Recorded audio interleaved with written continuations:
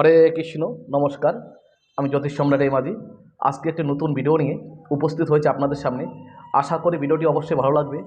আজকে আমি আলোচনা করব যে সমস্ত জাতক বা জাতিকা প্রচুর অর্থ উপার্জন করছেন কিন্তু টাকা ধরে রাখতে পারছেন না।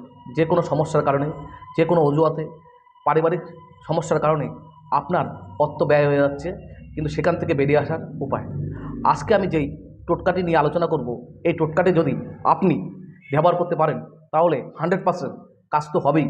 আপনি একবার এই টোটকাটি ব্যবহার করে দেখুন।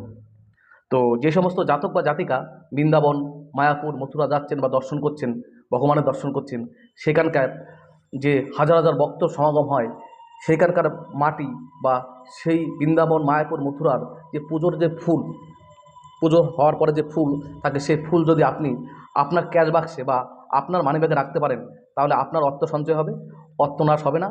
আস্তে আস্তে আপনি প্রতিষ্ঠিত হয়ে যাবেন এবং আপনার স্বপ্ন পূরণ হবে।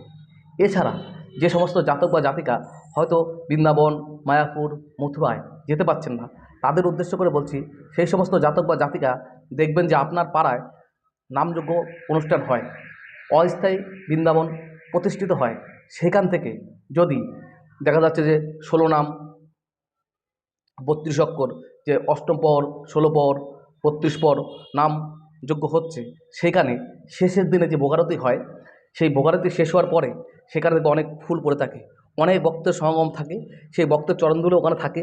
সেই ফুল যদি আপনি নিয়ে আসতে পারেন, নিয়ে এসে আপনার মানিব্যাগে বা আপনার ক্যাশ বাক্সে রাখতে পারেন, তাহলে 100% আপনার অর্থ নাশ হবে না, অর্থ সঞ্চয় হবে এবং আস্তে আস্তে আপনি প্রতিষ্ঠিত হয়ে যাবেন। তো এই টোটকাটি ব্যবহার করে দেখুন, তো আপনার অবশ্যই সুফল পাবেন।